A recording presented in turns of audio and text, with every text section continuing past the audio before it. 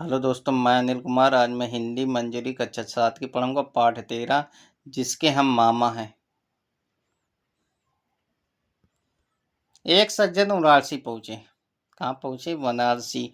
वाराणसी उसे कहते हैं, सज्जन माने आदमी। एक आदमी वाराणसी, वाराणसी बनारस को कहते हैं। किसको कहते हैं? बनारस को। काशी, 3 नाम से जाते हैं, वाराणसी, काशी, बनारस।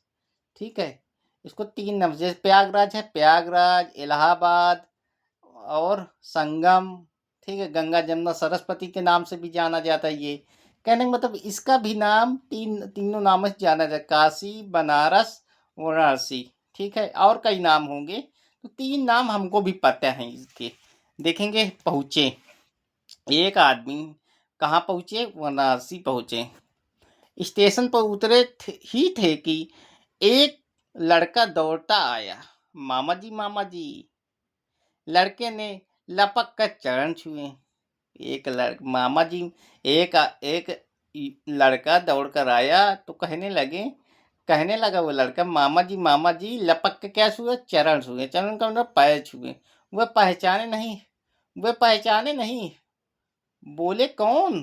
तुम कौन? वे सज्जन बोल रहे हैं, आप कौन हो? तुम कौन हो? मैं मुन्ना। वो लड़का कह रहा, मैं मुन्ना हूँ। आप पहचाने नहीं मुझे? तुम पहचाने मुझे नहीं हो? आप मुझे नहीं पहचाने? मुन्ना ने सोचने लगे वे सोचने लगे, हाँ मुन्ना, भूल गए क्या आप मामा जी? खैर कोई बात नहीं, इतने साल भी तो हो हो गए। इतने साल तो हो गए, काफी साल। देखिए, वो पहचान नहीं, वो अपने मन से मंदार कहानी बना रहा। हुई पहचाना नहीं। तुम यहाँ कैसे? कहने का मतलब लड़का कह रहा, तुम यहाँ कैसे आए हो? मैं आजकल यही हूँ। मैं आजकल यही हूँ, वो लड़का कह रहा है। अच्छा, हाँ। मामा जी अपने भांजे के साथ वाराणसी घूमने लगे। देखिए, न जान न पहचान, अपने मन से कहाँ घूमने लगे? बनारस। पूरा बनारस का घुमवा रहे अपने भांजे को। बनारस पूरा घुमवा रहे हैं अनजान लड़के को। चलो, कोई साथ तो मिला। कभी इसी मंदिर, कभी उस मंदिर, कभी इस मंदिर, कभी उस मंदिर। फिर पहुंचे गंगा के घाट। कहाँ पहुंचे? गंगा के घाट। सोचा नहा ले। कौन सोचा? नहा ले। बनारस में एक कहने के बाद गंगा जी हैं, उसमें कह रहे हैं नहा ले। ठीक है, मुन्ना, नहा ले। मुन्ना से मामा जी कह रहे हैं उसके, तो नहा ले तू। जरूर नहाएंगे मामा जी। वाराणसी आए हैं और नहाए नहीं? यह कैसे हो सकता है मामा जी? गंगा में डुबकी लगाई, हर हर गंगे।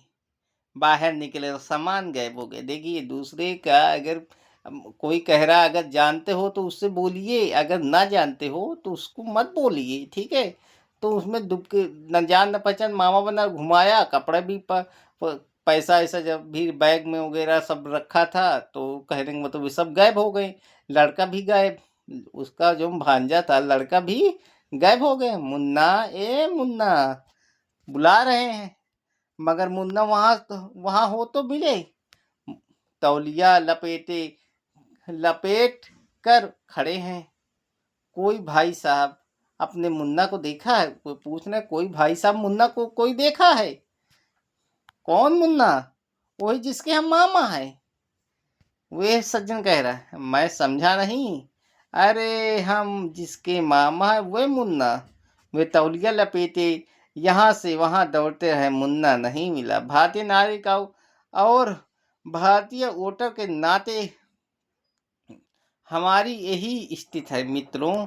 चुनाव के मौसम में कोई आता है और आपके चरण में गिर जाता है। कहने, जब चुनाव आएगा आपको चरण में गिरेगा, पैर छुएगा और 5 साल तक गायब रहेगा। ठीक वैसा ही है।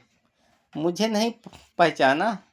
मैं इस चुनाव का उम्मीदवार होने वाला एमपी। मुझे नहीं पहचाना? आप प्रजातंत्र की गंगा में डुबकी लगाते हैं। बाहर निकलने पर आप देखते हैं कि वह सख्त जो कल आपके चरण छूता था, आपका ओट लेकर गायब हो गया। ओटों की पूरी पेटी लेकर भाग गया। क्या भाग गया? ओटो की पूरी पेटी लेकर भाग गया।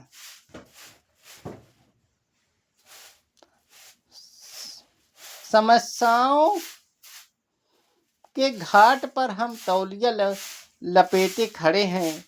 सबसे पूछ रहे हैं, क्यों साहेब?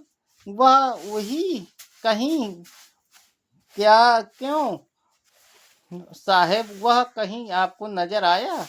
अरे वही जिसके हम वोटर हैं, जिसको हमने वोट दिया, वही जिसके हम मामा हैं।